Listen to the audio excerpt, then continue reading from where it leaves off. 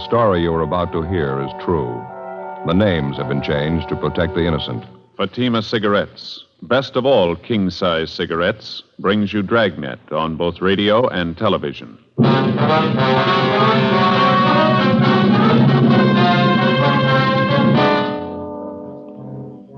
You're a detective sergeant. You're assigned to robbery detail. A jewelry salesman is slugged and robbed of $20,000 in precious stones.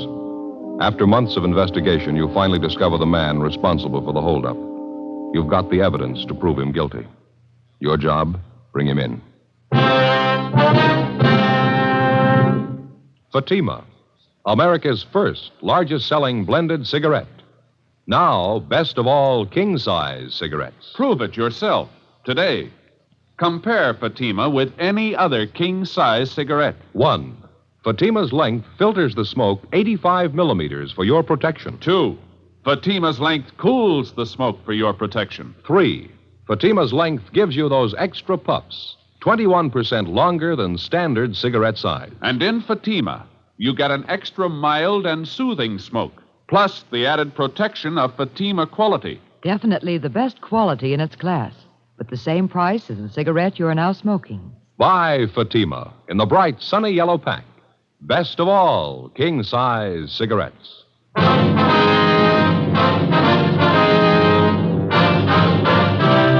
Dragnet, the documented drama of an actual crime. For the next 30 minutes, in cooperation with the Los Angeles Police Department, you will travel step by step on the side of the law through an actual case transcribed from official police files. From beginning to end, from crime to punishment, Dragnet is the story of your police force in action.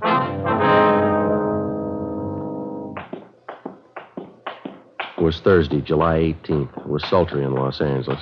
We were working the day watch out of robbery detail. My partner's Ed Jacobs. The boss is Captain Didion. My name's Friday. It was 1:35 p.m. when we got back to the city hall, the interrogation room. Sit down, Mr. Garvey. Yes, all right. You want to call the captain, Ed? Let him know we're back? Yeah, okay. Thanks. I'd still like to know what this is all about, Sergeant, dragging me down here in the middle of the day. I've got an office. Just a minute, Mr. Yeah, I just got back. Mm-hmm. All of them? Good. Yeah, the interrogation room, right. The others check in yet? Yeah, they're all back. Worked out fine. Would you please explain what this is about, why you've brought me down here? We think you know why. Well, I don't. I haven't any idea. You take me away from my store on a busy day. You put a police guard on it. You insist on bringing me down here. What's it all about? Tell me. No, you tell us, Mr. Garvey. Tell you about what? The jewel robbery 9 months ago, that holdup. What holdup? My store hasn't been We're talking robbed. about your friend, Thomas Ashley. Ashley, what about him? We think you remember it 9 months ago, parking lot back of the building down on 4th Street. Oh, sure. Some hold-up man slugged him, stole his case of samples. I remember it now. Poor Tom, the thief made a big haul, didn't he? Unset diamonds, $20,000 worth. I remember it now. I don't think Tom's gotten over it yet. I was a jewelry salesman for the same company at the time, you know. Same company Tom was working for. Yeah, we know all that. Some of the big bosses thought Tom had a hand in it. They figured it was a put-up job. Nothing was further from the truth. That's so. Sure, I know Tom. He's a close friend of mine. He wouldn't be mixed up in a deal like that. Tom and I worked out of the same office for years. We've had him over the house for dinner. We've even been on vacations together. He's one of the most honest men I know. Are you sure of all this, are you? Well, of course I'm sure. Hey, that isn't why you called me down here, is it? You don't think Tom had anything to do with that robbery, do you? You don't think he was in on it? He had nothing to do with it. I think you know that as well as we do. Then why am I here? There's nothing I can tell you about the holdup. Only what I heard from Tom, what I read in the news. No, you can tell us a lot more, Garvey. We didn't bring you here just past time of day. Tom was slugged and his sample case of stones were taken. That's all I can tell you. You're a liar, mister. What? You engineered the whole thing. We know it, and so do you. Was this some kind of a joke? If it is, I think it's in very... It's a long way from a joke, Garvey. You planned the job. You got the loot. We can give you chapter and verse. I really think you're serious. You think I robbed Tom? We're past the thinking stage, Garvey. We already told you. We know you robbed him. Now, wait a minute. This thing is ridiculous. The whole idea is ridiculous. I don't know who gave you the so-called information on me, but it's wrong. There's nothing further from the truth. Nobody gave us the information. We got it ourselves. You're really serious, are you? I robbed Tom, and you can prove I did. You're getting the idea. I don't know what to say. It's fantastic. I robbed my best friend Tom Ashley 9 months ago. I have $20,000 worth of diamonds, and you can prove it. Every bit of it. What about it? I think you're out of your mind. My name's George Garvey. Are you sure I'm the man you want? There couldn't be a mistake. No, there's no mistake. This thing would be funny if I didn't think you were serious. Let me ask you just one question. Maybe that'll clear it up for you. Yeah? If I held up Tom Ashley, how is it he didn't recognize me? You know better than that, Garvey. What? You didn't hold up Tom Ashley yourself. You had someone do it for you. Oh, cloak and dagger, huh? I'm afraid this is getting a little too wild for me, Sergeant. Maybe you can waste time making ridiculous charges. I can't. I'm going back to my store. It's a weak bluff, mister. It's not going to do it. Excuse me. Are you sure you two men haven't been drinking? Sit down, Mr. Garvey. I told you I'm going back to my store. Sit down. Look, you have no right to keep me here. These are ridiculous charges. You think I'm one of those cheap hoodlums you're used to dealing with. No, now come off it, mister. You got a $5,000 car and a $40,000 home. That doesn't rate you with special treatment. You're a thief, and you know it as well as we do. I don't have to take this from you. You haven't got much choice. We just finished 5 months legwork proving it. Proving what? All right, now sit down there. You engineered that holdup. We know who you got to do it. We know how it was carried out. We know how you planned on disposing of the diamonds. We know who your fence was. We know what the split was. We know what you did with part of the money. We know how much you got left. Is that right? Yeah, that's right. What can I say? I don't even know what you're talking about. Any way you want it, Mr. Garvey. Maybe you'd like to tell me why I did all this. You know it better than we do. No, I mean it. Tell me. You weren't making enough money at your job to suit yourself, suit your wife either. That's pretty good. Marilyn would get a big kick out of that one. All right, fella, we can wait it out as long as you want. We spent 9 months on this already. Another few days aren't going to make that much difference. Just as a matter of curiosity, how'd you first start off on this tangent? Whatever gave you the idea that I had anything to do with the holdup? When you started to spend money. New car, new office for yourself, fur coat for your wife, transferred your 2 children to that private school. And that makes a holdup man out of me because I wanted to send my kids to a better school? Where'd the money come from? Can you explain that? Don't you think that's my business, Sergeant, where I get my money, what I do with it? Not when you get it stealing. I'm afraid you're going just a little too far. You insist I'm a thief. I'm going to insist you prove it. All right. Have a look over here, Mr. Garvey. Yeah? Some of the reports on the investigation. Reams of them. They cover everything from the time of the jewel robbery up to late yesterday. It's all right there. Everything from the crime report to signed statements. Well, how would that concern me? 3/4 of the stuff concerns you. Have a look for yourself. I still can't get it straight in my mind. What makes you think I had anything to do with that robbery? You know what this is, Mr. Garvey, this machine right here? No? Some kind of recording apparatus? That's right. It's a tape recorder. You've been taking down this conversation, and why? No, not this one. We've been recording every conversation that took place in your office for the last 4 months, every word. What do you mean? Just that, Mr. Garvey. Every time you talked on the phone, every visitor you had, it's all down on tape. 25 reels of it. Interesting. Is that supposed to frighten me? No, we don't care if it frightens you or not. Something else here. Yes? Reports on what you've been doing for the last 4 months. Daily reports, every movement you made. That's so. Everywhere you went, everybody you talked to, everything you did. Want to hear a sample? This must be some kind of a joke. That's the only explanation I can think of. May 12th, Thursday. Sergeants Bitteroff and Rafferty. Those are the 2 officers who were tailing you at the time. You checked in at your new office at 9:38 a.m. At 10:03 a.m., you had a visitor, Kenneth Tyson. You talked to him in your office. Conversations recorded. Tyson left at 10:18 a.m. At 10:32 a.m., you left your office. If you're trying to impress me, I'm afraid it isn't working out very well. You care for a cigarette, Garvey? No, thanks. I have my own. All right. Well, I've wasted enough time. Exactly what's the point of all this? Pretty simple. You're responsible for a robbery. We can prove it. We're giving you the chance to make a statement. It's nonsense. Is it? Of course, people following me, checking everything I do, where I spend my money, where I send my kids to school. What's it all about? It doesn't make any sense. All right, Mr. Garvey, we've said it before. We can wait it out as long as you want. Look, let's get this thing straight. Let's go back to the beginning and take it step by step. That's fine. The holdup was last fall, wasn't it? Sometime in October? October 7th, Monday, 5:20 in the afternoon. All right, now just what am I supposed to have done? None of your vague references about a new coat for my wife or where I send my kids to school. Let's have some facts. Joe? All right, Mr. Garvey. You went to work as a jewelry salesman for the company 10 years ago. Your friend Tom Ashley, the victim, started the same year. The 2 of you have been pretty close friends. That's right, I told you that. I will skip the rest of your background for now. 2 weeks before the robbery on September 24th, you had a meeting with a Kenneth Tyson. You met in the cafeteria on South Broadway. Tyson's 19 years old. Lives with an older sister. He works in a gas station on Olympic Boulevard. He's done some work on your car for you. That's how you happen to know him. Yes, I think I remember the boy. I don't know him well, though. I don't recall the meeting either. No, you know the boy very well. At the time of the meeting, you promised him $1,000 if he'd hold up your friend Tom Ashley. Ridiculous. Tyson agreed to it, and you briefed him on the plan. The following day, you gave him a gun. .32 caliber Smith & Wesson, serial number 362744. Nonsense. Where did you get that information? Tyson. Well, he's lying. Believe me, if he told you that, he's lying. Is he the one who robbed Tom? October 7th, at your direction, he was in the parking lot behind the Hunter Crosswell building. Tom Ashley came out to get in his car. He had his case of sample diamonds with him. Tyson held him up, slugged him, took the stones, and got away. Of course, it's obvious. Tyson's trying to say I put him up to it. He's trying to get out of it that way. Afraid not, Mr. Garvey. Boy couldn't have carried off the holdup by himself. Well, of course he could. It's obvious he's trying to cover up. There were 6 people in the company you worked for who knew that on Mondays Ashley always took the case of sample diamonds along when he made his calls. Only on Monday you were one of the people who knew that. I suppose you've considered the other 5 people. They were all checked out at the time. They were all cleared, you along with them. But I'm not clear anymore, is that it? This young hoodlum Tyson, you're willing to take his word over mine? After the robbery, he took the case of diamonds to you. That was the next day. You paid him $500 and promised him the other $500 when he got rid of the stones.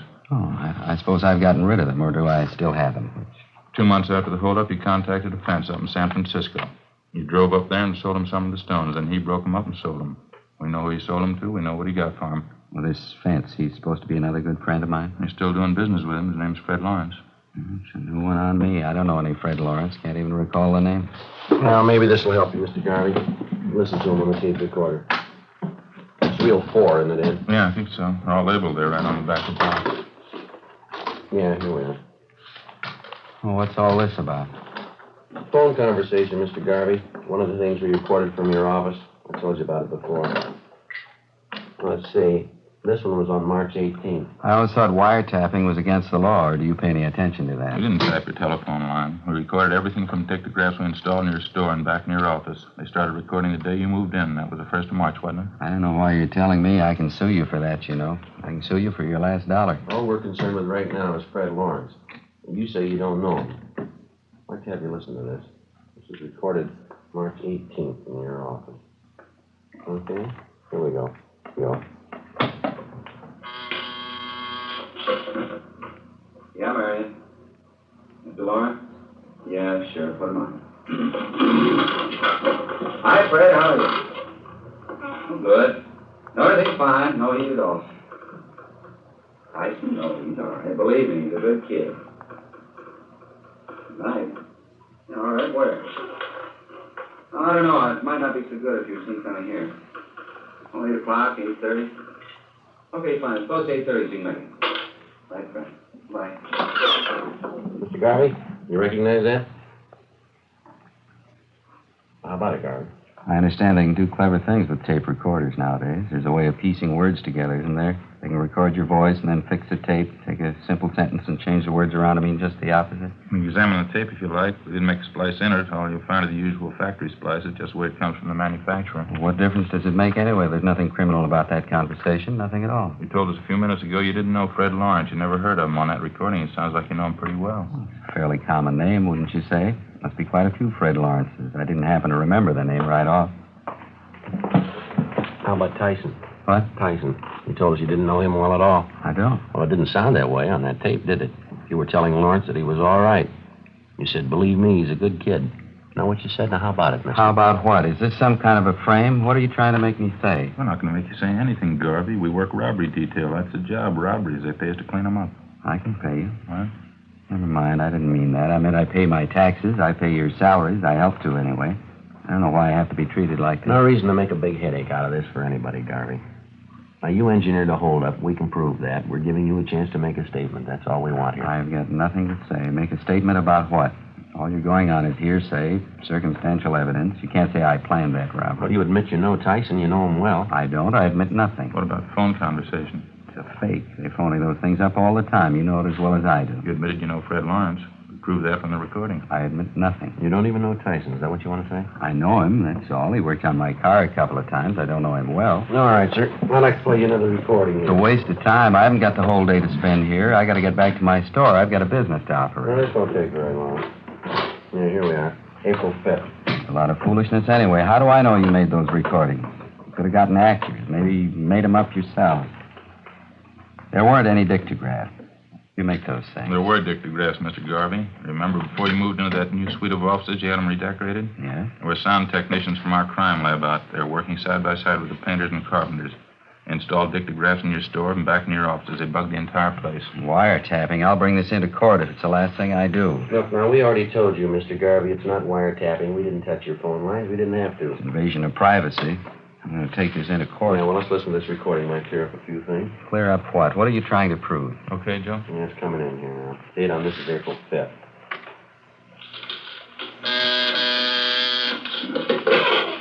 Yeah, Marion. Who? Tyson? Well, does he know I'm in? Yeah, okay, send him back.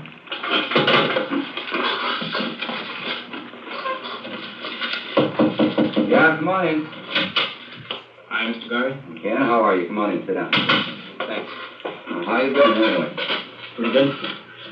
Trying to get a hold of you last week. It's so hard to do. You're not in very much. Pretty busy, yeah, Ken. This time of year, you know, it keeps you going. No, I don't want to waste any time. I'd like to know how the deal's working out, though. Going back east to Albany next month. I'd like to get the rest of my money if I could. Well, just like I told you the last time, Ken, I'm sending the stuff north. I hope to hear in a couple of days. Yeah, I know. That's what you told me before. It was a pretty heavy job. I could use the money. I mean, if it wasn't so heavy, I wouldn't mind, but I got it coming, I think. Huh? Of course you do, Ken. There's no question there. It's just that I haven't got it right now. Believe me, you'd have it in a minute if it was mine again. Yeah, but that was the agreement, wasn't it? 500 before the job, 500 after, and have them last October. That's a pretty good stretch. Now, look, Ken, I told you the truth. I just haven't got it. Now, why don't you drop back in a week or so? How about it, Mr. Garvey? What do you say to that? It's ridiculous, that's all. It's an obvious fake. You can look at the tape if you like, inspect it. You can check every one of those 25 reels. We'll play every one of them for you if you want. Fakes, and they're bad ones at that. Now, look, I'll give you both a chance. Either you book me in on a charge or else release me. You try booking me in, and I'll sue you for false arrest. I'll break you. I'll sue you blind. I can promise you that. Uh-huh. Release me, and I'll get back to work. I'll forget all about it. Now, you name it. Which one? Book me in or release me? Oh, that's fair enough. You're going to give us a choice, huh? You bet it's fair. You could get in a lot of hot water. Now, it's up to you. Which one? You ran a bad bluff, mister. What? We're booking you in.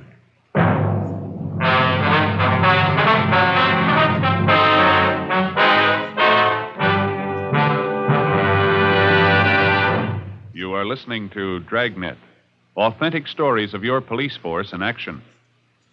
Compare Fatima with any other king-size cigarette. 1. Fatima's length filters the smoke 85 millimeters for your protection. 2. Fatima's length cools the smoke for your protection. 3. Fatima's length gives you those extra puffs, 21% longer than standard cigarette size. And in Fatima, you get an extra mild and soothing smoke, plus the added protection of Fatima quality. To show our confidence in Fatima, we make this money-back guarantee to every king-size cigarette smoker. Buy a pack of Fatimas. Enjoy Fatima quality, extra mildness, and superbly blended tobaccos. If you're not convinced Fatima is better than the king-size cigarette you're now smoking, just return the pack and the unsmoked Fatimas before August 1st, 1952, and we'll give you your money back plus postage. Fatima, Box 37, New York 1. Remember, each king-size Fatima gives you an extra mild and soothing smoke, plus the added protection of Fatima quality. Switch to Fatima today. Best of all, king-size cigarettes.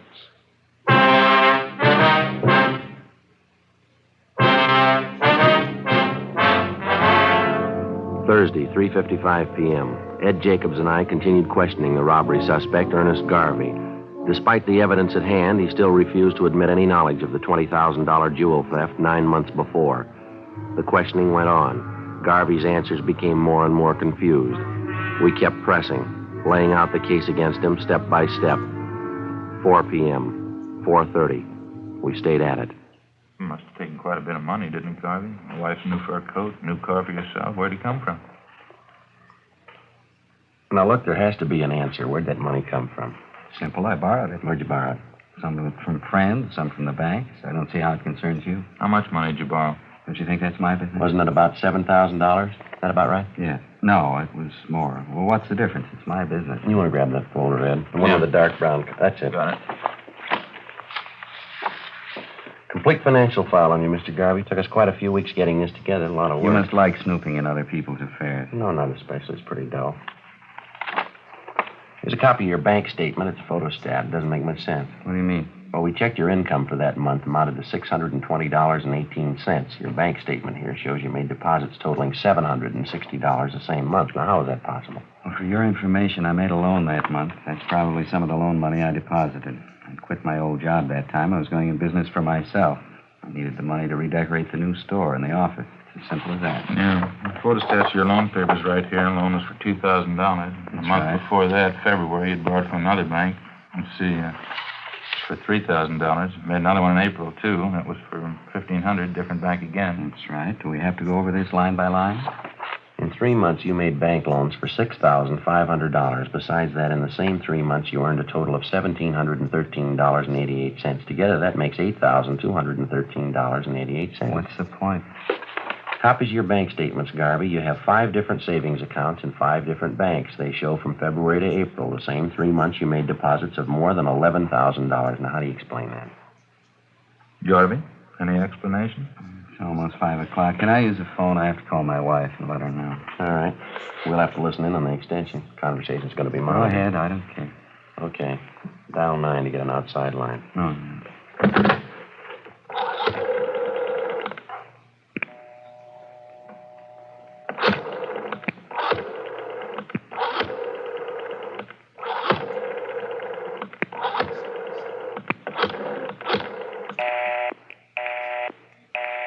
Line's busy.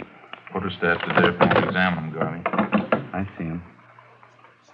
You want to give us an explanation? You only had $8,200. How could you bank $11,000? It had to come from somewhere, didn't it? Purely a personal matter, that's all. I borrowed $3,000 from a brother of mine who lives back in Minnesota. You'd already made 3 loans. Why'd you have to borrow from your brother? You mind telling us? Yes, as a matter of fact, I do. Well, mind. that still doesn't balance the books, Mr. Garvey. You earned and borrowed $8,200. You got another $3,000 from your brother, you say. That's $11,200. You banked $11,000. Yes, that's right. You always have to repeat. That'd leave you with $200.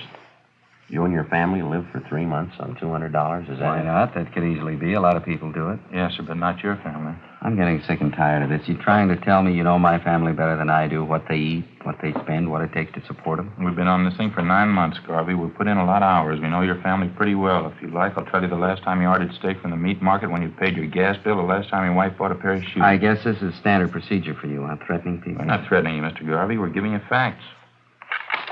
Here's another file here. It took us over a month to get this one together. Complete record of your expenses from February 1st. Covers February, March, April, May, June. I hope the police department has a good lawyer, Sergeant. You've got a fair warning. You say you and your... I'm sorry, go ahead.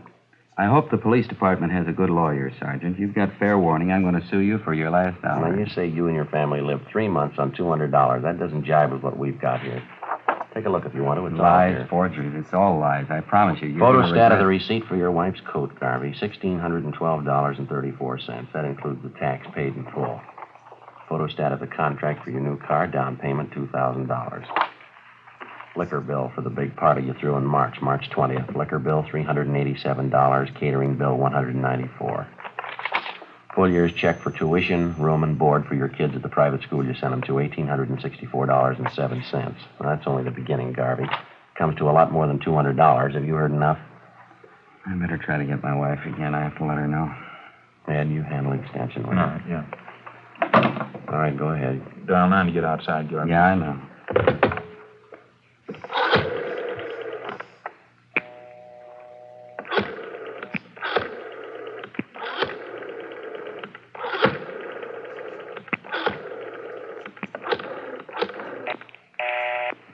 Still talking. She might know I'm trying to get her. Stupid. Well, wait a couple of minutes. She'll get through. Gabbing on the phone all day long. Gab on the phone and play cards. That's all she ever does. Got some more figures here for you, Garvey. Be a good idea if you hear them.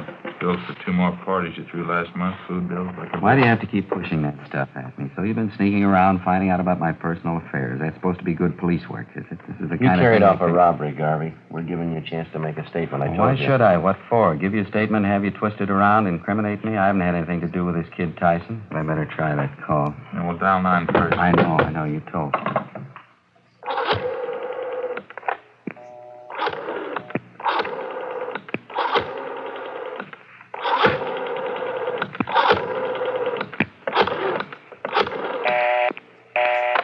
What's the matter?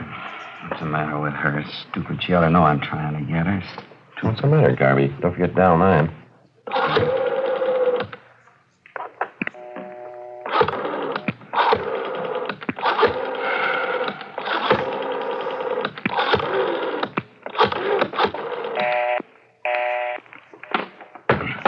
One more recording you ought to hear. I'll just play part. I don't want to hear it. I'll just play a piece. I think you ought to hear it. That's the same reel there. Just fan it over there to that other part, Ed. All right. Tyson, Mr. Garvey, same place, the office.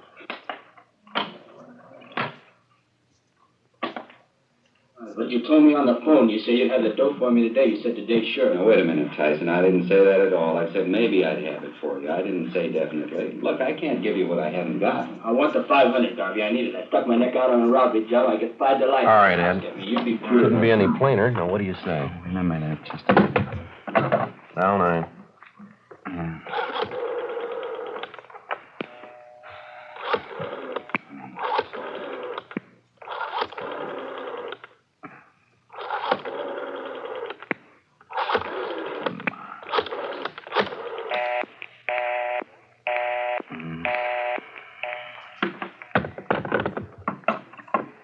She was never satisfied. She never could be satisfied. Always more. She always had to have something else. How do you mean, your wife? Playing cards, gabbing on the phone, that's all. She just kept writing me day in, day out. I wasn't making enough money. She didn't have any clothes. Kids ought to go to a better school. We ought to have a new house. On and on. I ought to go in business for myself, make money, lots of money. Same thing, all the time. Talk, talk, talk. There's only so much you can take. You figured the robbery'd solve the problem, is that it? Guess so. I would have tried anything just to shut her up, get her off my back for a while. I guess you got Tyson, huh? The other man, too, Fred Lawrence? Yeah, they were picked up this afternoon. Lawrence at the airport, Tyson and Show downtown, all three, all at the same time. What about your wife, Garvey? She know you planned this robbery. Oh, I didn't tell her. I think she knows, though. Pretty sure she does. Maybe she'll be satisfied now. The lousy money, she had to have it. Didn't even leave me enough to pay off that kid Tyson. Private school for the children. Wall-to-wall carpets in the house. New dishwasher, new coat, new car, everything. She just had to have them. You want to take me, book me in? I don't care. All right. We'll stop off down the hall, take your statement. Sure, I don't care. All right. Let's go. Oh, say, just a minute, huh? Yeah. It'll only take a minute.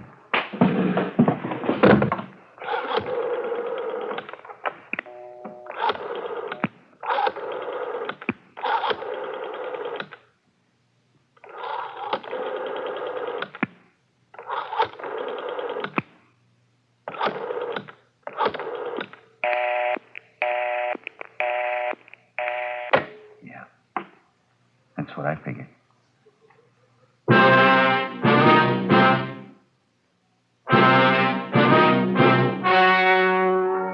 The story you have just heard was true. The names were changed to protect the innocent. On November 4th, trial was held in Superior Court, Department 87, City and County of Los Angeles, State of California. In a moment, the results of that trial. And now, here is our star, Jack Webb. Thank you, George Fenneman. Friends, I make it a habit to carry 2 packs of Fatimas around with me. One's for my smoking, and the second one's for smokers I see with other king-size cigarettes. All I have to say is, here, compare Fatima. I know they're going to be sold on Fatimas the next time we meet. How about comparing Fatima yourself? You'll find Fatima's length filters the smoke 85 millimeters, cools the smoke, all for your protection.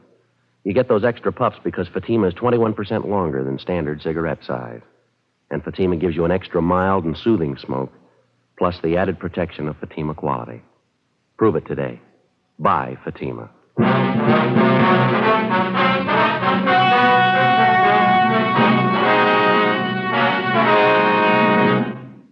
Ernest W. Garvey and Kenneth Tyson were tried and convicted of first-degree robbery, 1 count, and received sentences as prescribed by law.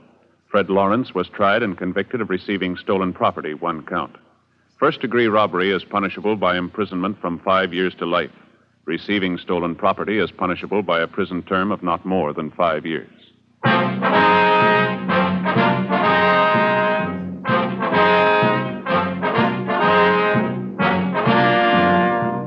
You have just heard Dragnet, a series of authentic cases from official files. Technical advice comes from the Office of Chief of Police W.H. Parker, Los Angeles Police Department. Heard tonight were Barney Phillips, Vic Perrin, and Eddie Firestone. Script by Jim Moser. Music by Walter Schumann. Hal Gibney speaking.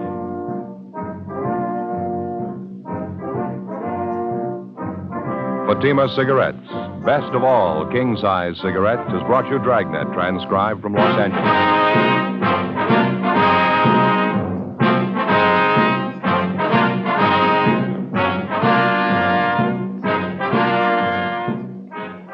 February 18th, hear the Gala City Service Silver Radio Jubilee on NBC.